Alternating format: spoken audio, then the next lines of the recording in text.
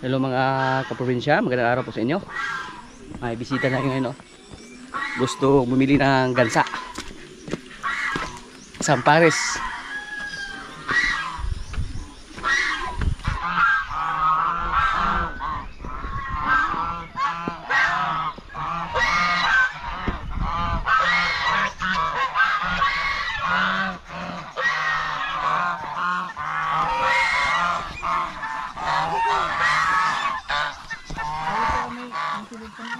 Okay, yan. Kumunti na yung mga pato natin dito, oh. Palagi namin kinatay para pang ulam. Ang mga piso na to, no? Mga pisos pabo, pato. Piso sa pato. Di ba sino mo dito? Di mo silbi dire? Ah, nakuhaan? Yung mga sisyo namin nilagay dun sa kulungan. Kasi may ibon dito na nanghuli ng mga sisyo.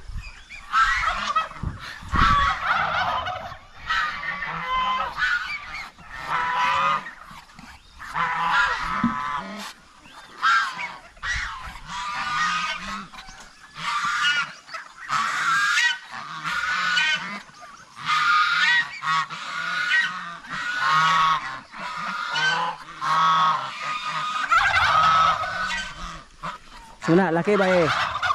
Dito. Ayo, nagara ko gusto adi man pulo, di na parang manok na undo nga. Kusog mo lupad. Ay ayaw na. Kay na kos dila dong.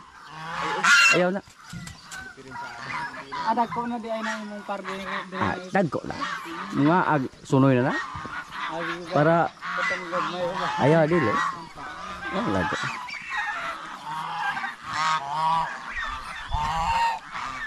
Suna, bahay lagi. Oh.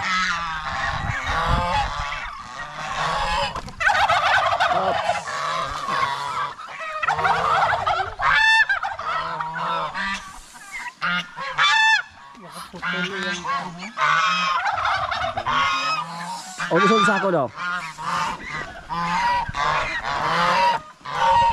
Ayaw lang piso mga kay pares man are.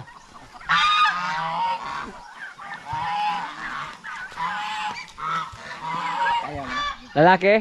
Oh, bay. Suga na mulupad, oh. Mura na mga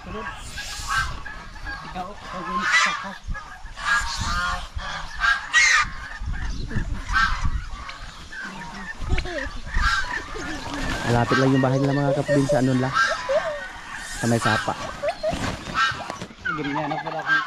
Yeah, thank you. Ay buslutan ng ano ulam nun sa? Pero siguro ano to buslot daw kay? Nakay ko daw buslutan yung sako do. Noon do ulam jud kayo pod pero mentaha gid man siguro ta kay. Para sure ba? Kanang tumoy mo ka.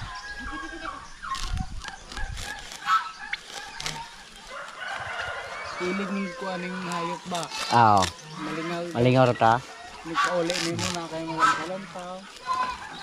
Ala ko bati na dong, do bita dong. Pasara sa kahanginan nga ba. Salamat kay dong. Oo. May dagdag naman tayo pambili ng feeds mga kaprobinsya. Kasi nakabinta tayo ngayon ng gansa, isang pares. Sa mga nakarang araw, nagkatay din tayo ng pabo. Lalaki lang yung kinatay namin. Para yung mga babae, sila yung mag-itlog. At hindi maubos yung mga pato natin. Sa ngayon po may 12 pa tayo na gansa na natira. Tapos may naglimlim pa. Sana mapisa yung itlog niya para may kapalit naman yung ating naibinta ngayon mga gansa. Dalawa yung naglimlim dito. Tingnan natin kung ilan yung itlog. Bago yung itlog niya. Sana may mapisa sa kanya mga itlog mga kaprobinsya. Naghalo sila. Pato at saka pabo. Dito po inyo namin nilagay yung mga sisyo namin. Kasi may daga dito. Pinatay yung ating mga sisyo kung dito namin nilagay. Pabo, pato, manok. dito.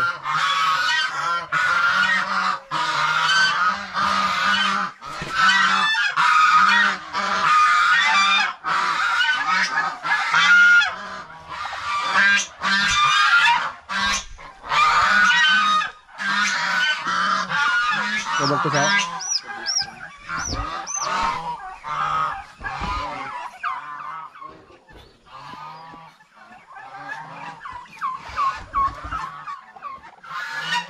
daming itlog oh. Halo-halo lang. Itlog ng manok at saka itlog ng pabo. Nagluko po yung mga manok natin dito. Marami naman tayong paitlogan doon sa kabila. Pero minsan po dito pa rin sila nag-itlog. Sa mga paitlogan ng ating pabo.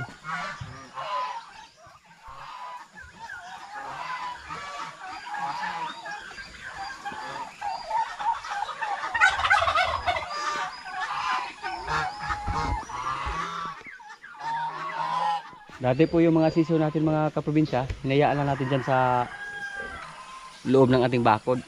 Pero may malaking ibon po dito, yung banog po ang tawag dito sa amin, ng huli ng sisiw. At dyan po wala silang mataguan. Hindi katulad pag andun lang yung mga sisiw, hindi nila madaling mahuli kasi takot sila sa tao. Palaging may tao dyan. Tapos may mataguan yung mga sisiw kung sakaling may ibon na mag-dive para manghuli ng sisiw. Pero dyan oh, open po yun. So wala silang mataguan. Kawawa po pag hindi natin ilagay doon sa kulungan yung mga sisiw ng ating pato.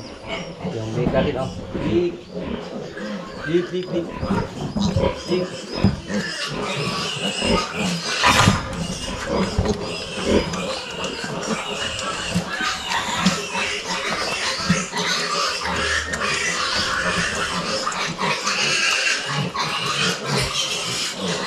Nilabas natin. Request po ito ni Sir Paul Perez.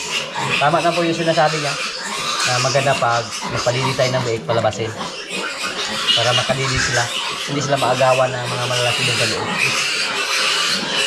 Busog na sila. Napakadali lang mabusog mga kaprobinsya.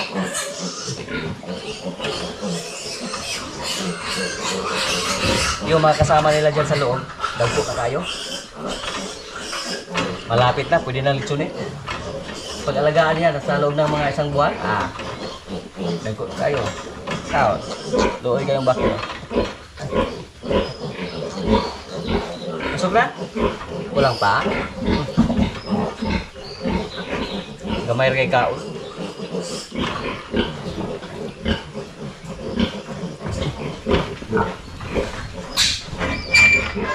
Look, dik. Dik.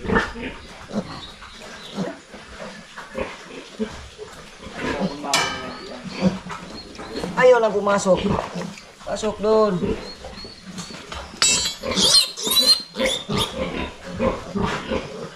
Kuha ka ayaw.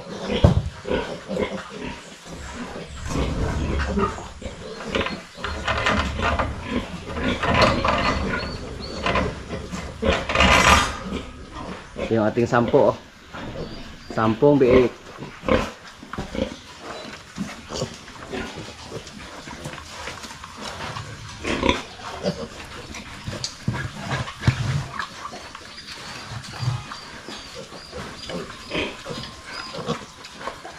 Yung kasama sa ating 2 biik. Ganyan po kalaki. Wala sila sa kalahati.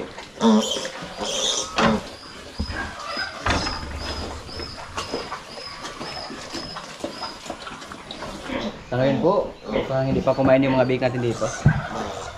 Pero iwalay na po natin itong mga kaprobinsya. At subukan po natin na bigyan ng chance yung kanilang nanay kung madali bang maglandi. Para kung sakaling hindi siya maglandi, ang gagawin natin, patabain lang natin siya tapos ibinta. Napakadali lang naman tumaba sa mga inahin mga kaprobinsya. Kung yun po ang patabain, pakainin lang ng marami. Pero kung sakaling maglandi siya, i-EI natin siya. Hindi ba natin ito nasubukan na i-EI. Yung ginawa natin siya kanya palagi, pinakasahala natin ng barako. Tapos ngayon, kung sakaling maglandi siya, i-EI lang natin siya. Artificial insemination lang. Katulad sa ating baboy doon na na-EI na natin. Sana mag-success po tayo sa ating pag-EI sa kanya.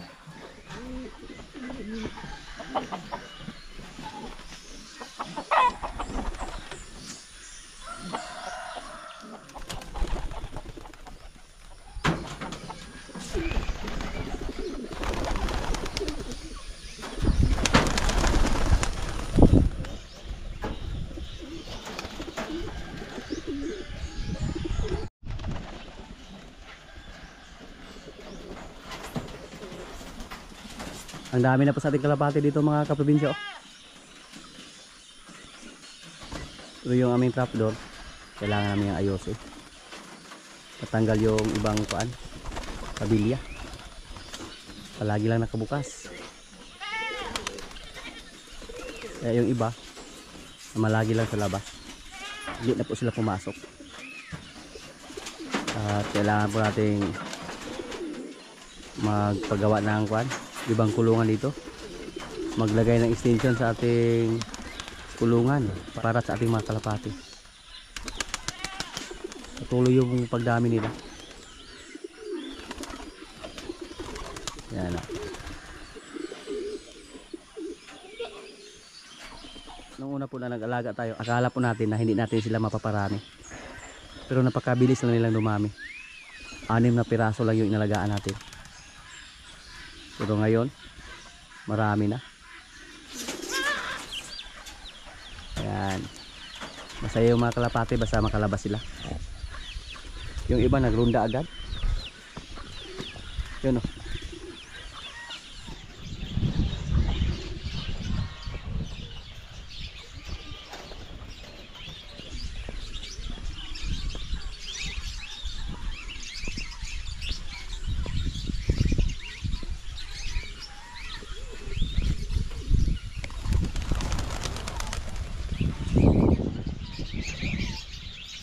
Ano na? Tak! Yan. Ang lakas lang lumipad oh. Hindi sila madaling hingalin. Napagaganda tingnan mga kaprobinsya pag sabay-sabay sila lumipad. Tapos marami.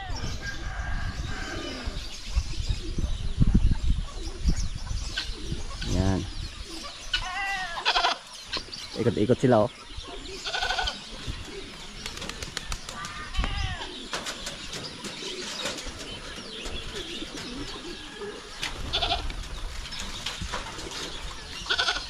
Kanina pa yan paikot-ikot. Hindi pa rin bumaba.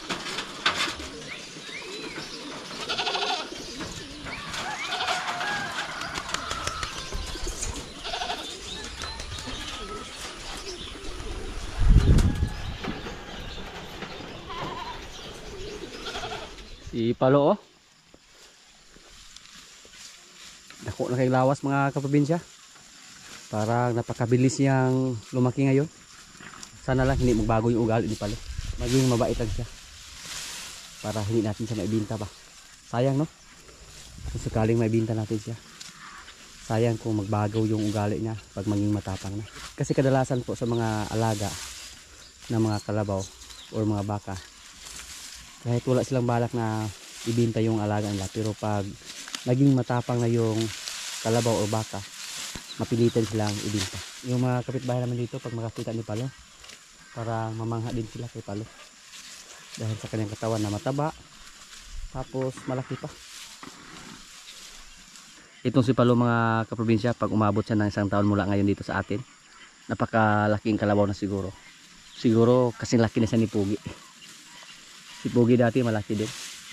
At si Pugi inalagaan po natin siya sa loob ng mga kuan, 2 taon at 8 buwan. Nagkakaaloy siyang tingnan oh. Tapos pag maghila siya ng rayos, malakas siya, kahit 6 na sakong feeds pa, kayang-kaya ni Palo. Ang sumunod sa kanyang trono dito, yung si Rambo. Pero hindi po buffalo si Rambo. Ang tawag po dito sa amin, si Rambo ay Shanghai. Parang crossbreed na siya ba. Buffalo at saka yung mga kalabaw na mga malaki. Pero lumaki din siya. Yung mga ganyang kalabaw katulad ni Rambo, may ibubuga din yan. Lumaki din yung mga ganyang kalabaw. Hindi siya pure native.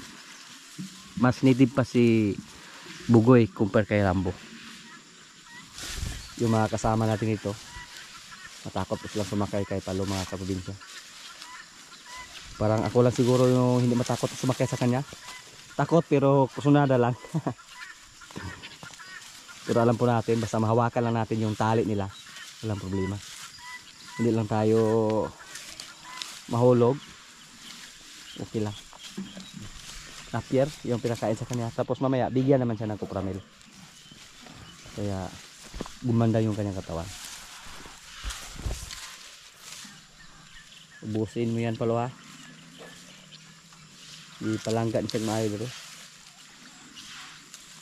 Si Palo, inalagaan siya ng gusto natin mga kasama dito. Kasi siya po yung tagahila ng karosa. Tagahila ng kumpay para sa ating mga baka. Instead na buhatin nila, yung kalabaw natin ang naghila sa karosa.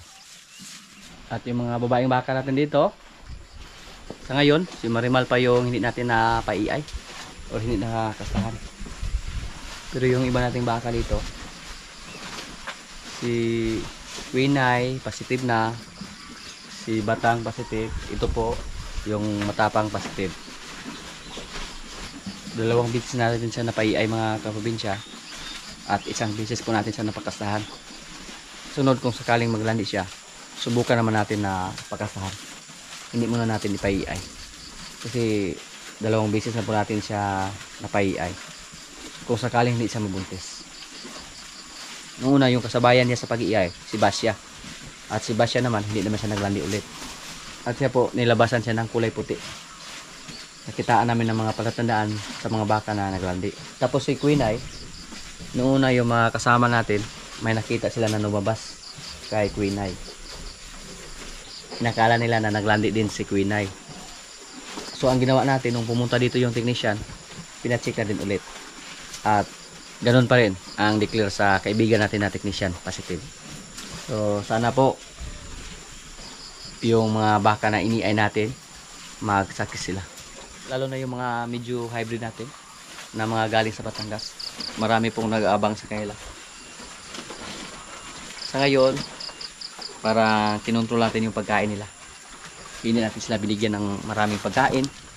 Hindi natin pinakain ng maraming kupramil. Dati po 2 beses kami nagpapakain sa kanila, tapos naluan pa namin ng feeds. Pero nang tumaba yung mga katawan nila, at hindi po advisable sa mga babaeng baka na sobrang taba yung mga babae. Dapat tamang-tama lang. Yung isa nating baka dito na manganak ngayong Hunyo, sa sunod na buwan, ilabas na natin siya dyan sa kanyang kulungan. Pwede natin siya ilagay doon kung malapit na siya manganak. Tapos yung ilagay natin dito, si Marites. Yun po ang ginagawa natin.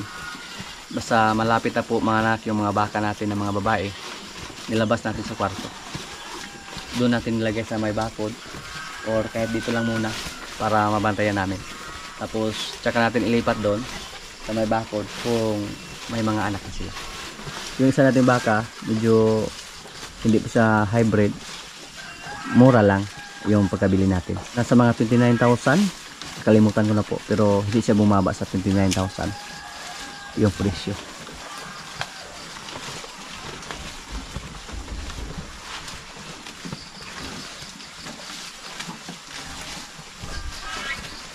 Yung mga baka po natin mga kaprobinsya, may mga busal po yan. Back up lang kung sakaling makawala or maputol yung tali nila sa ilong. Si Marimar parang masikip na yung kanyang busal. Hugot na yun, oh. Kailangan ng palitan, oh. Hindi ito na malaya ng ating mga kasama dito. Kung hindi natin yan na-check mga kaprobinsya, delikado yan. Magkaroon ng sugat si Marimar dito. Ay, sugat na pala, ala. Luuyas baka ba? May sugat na yung mukha niya mga kaprobinsya, oh. Hindi lang siya napansin sa ating mga kasama dito. Kaya ako po, pag makapunta tayo dito, pag napapansin nyo po, palagi natin tinicheck yung kanilang mga busal. Kasi delikado yan. Baka magkaroon ng sugat. Katulad ni Marimar ngayon. So paggawa natin siya ng busal, wala pa siyang tali sa ilong, wala pa siyang tusok sa ilong. Bata pa siya. Naawa ako sa kanya mga kaprobinsya. Yung mga kasama natin dito, palagi ko silang sinabihan na palagi lang obserbahan yung mga alaga natin. Kung sakaling medyo may matamlay, kung may maobserbahan sila na hindi normal, kailangan na sabihan nila ako. Pero katulad ngayon, oh, hindi na napansin. So ang ma-i-advise ko po sa mga followers natin dyan na may mga kasamahan o mga tauhan, dapat tayo mismo yung mag-check, hindi tayo umasa sa kanila. Yung aming mga talim dito mga kaprobinsya, oh. Yung sitaw natin, nilagyan na po ng balag para may makapitan sila. Para consumption lang to.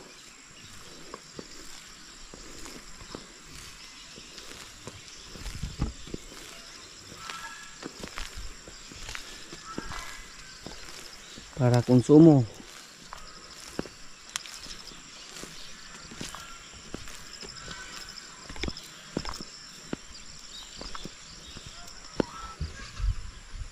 Yung talong, sili,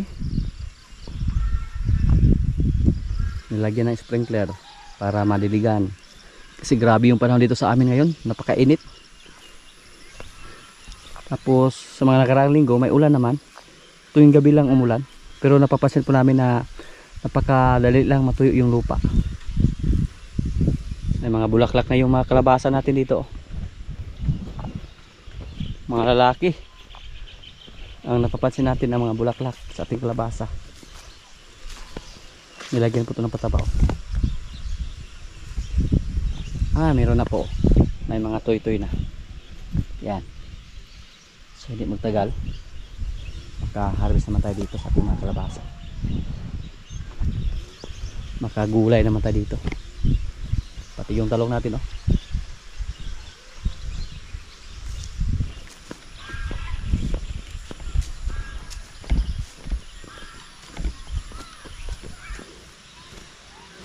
Tingnan natin yung bunga sa ating watermelon nito, kung lumaki na ba.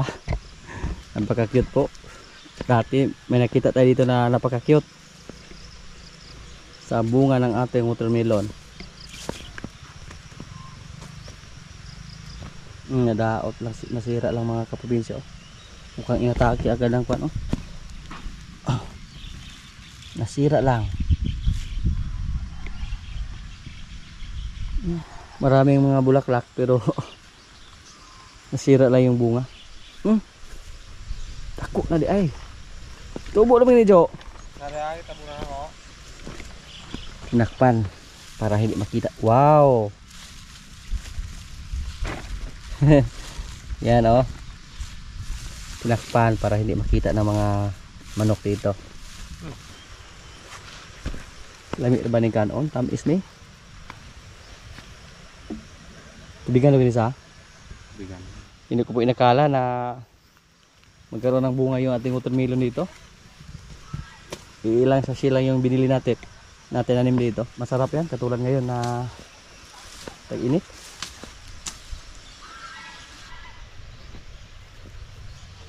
Yung okra, oh. Mamaya pwede natin itong harbisin. Daghan nagbunga, oh. Ilang puno lang yung tinanim natin dito. Kasi pag marami hindi po natin maubos. Masira lang. At yung avocado natin mga kaprobinsya, season po ngayon sa mga avocado. Pag yun po ang maging bunga lahat, yung bulaklak ng ating avocado, hindi ko alam kung makasurvive ba yung puno nating avocado. Hindi ko alam kung makasurvive ba yung katawan sa ating avocado dito, yung puno, dahil maliit lang na puno ng bulaklak yung ating avocado. Bunga gini-gini tanan, Jo. Ayan mo, Jo. Bunga kita. Pwede halaga na. Tapos yung katawan niya dito, mukhang may diferensya, oh. Delikado po. Baka matumba lang. Kasi may kwan, oh. Diferensya yung katawan sa ating avocado. Kung sakaling maging bunga lahat yung mga bulaklak niya, wala akong tiwala sa kanyang katawan, oh. May sira dito. Sayang, no? Wag lang sana matumba yung ating avocado para mapakinabangan natin. Ilipat namin yung aming sprinkler, oh, para mabasa yung iba.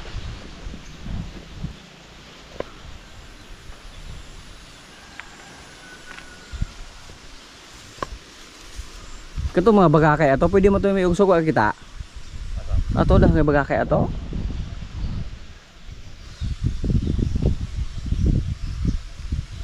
Katong trabahong pag-agaw sa una ba? Ihipusan na ba ato? Mo nang umalipak ya. Ah. Ha. Tambok na pug talong sa.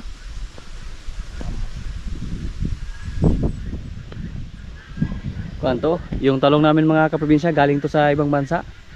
Bigay to kay Sir Paul Perez. Pero hindi nabuhay yung iba. Iilan lang yung sumibol nung pinula namin.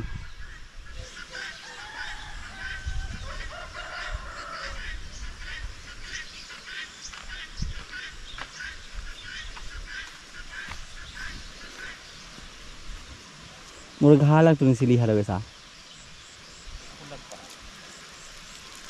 Bitok-bitok na. Kaya tag-ako. Espada. Unalaya sa? May nalaya. Ako ba nga ito nga. Sapat yun.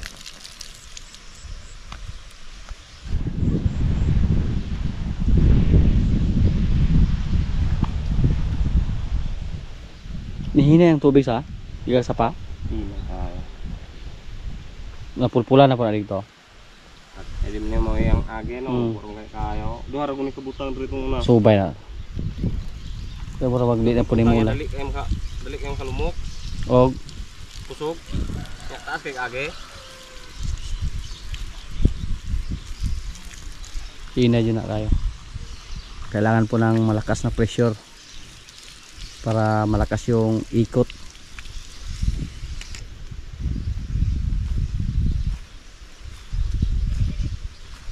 Hinay gisa oh.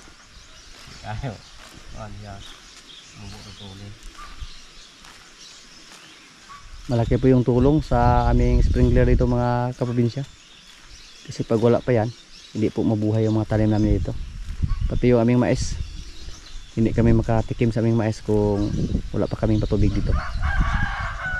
Walang sprinkler. Naya sa luya kayo ba? Sagyat dito sa utak. May bulaklak no. Sprayan na gano'n sa. Kaya nga. Yung talong namin ito kahit maliliit pa lang pero nagsimula ng magkaroon ng bulaklak. Basta kulang sa tubig, napapansin po natin na hindi makatubo ng husto yung ating mga tanim, katulad sa ating mais na sweet corn.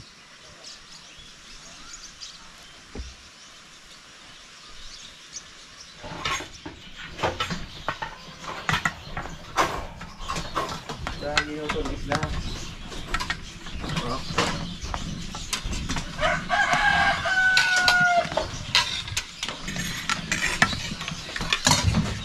Wala tubig din ha? Ay, wala na inipit.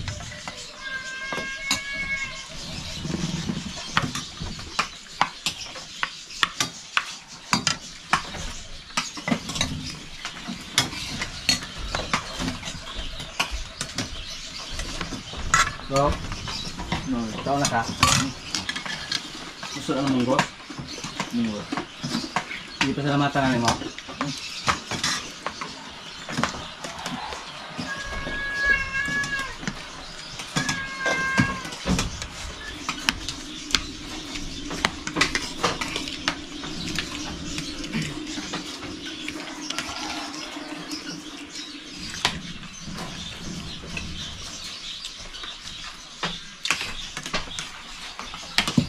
Tapos mana ito?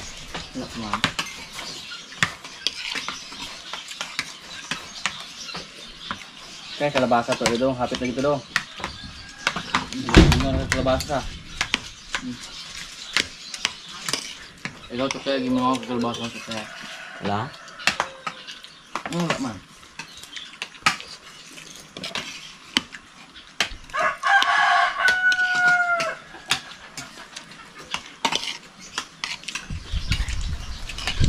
Sama yung iyab di mo tupe. Apa? Ito lah. Agak. Wala deh bo. Ano yan ako? Ha?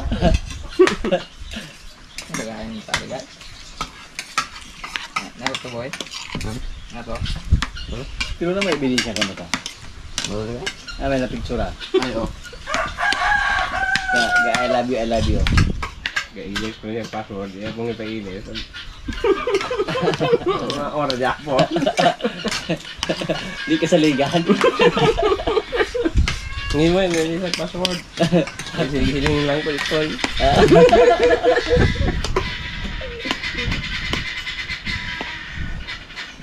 Kung nagbangin ito nga ano.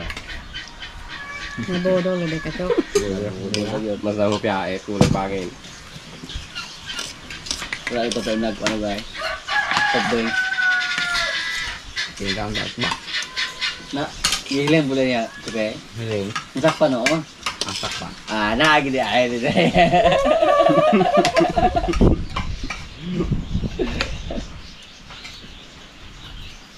Sebelah may training dodong yung mga salida mga ibang klase.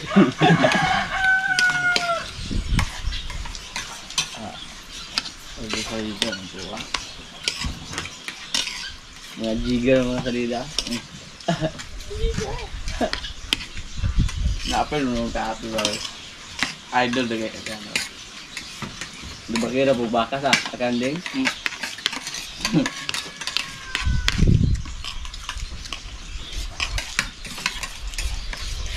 Lumlang doon niya itong dapat. Kung nag-disod mo mo.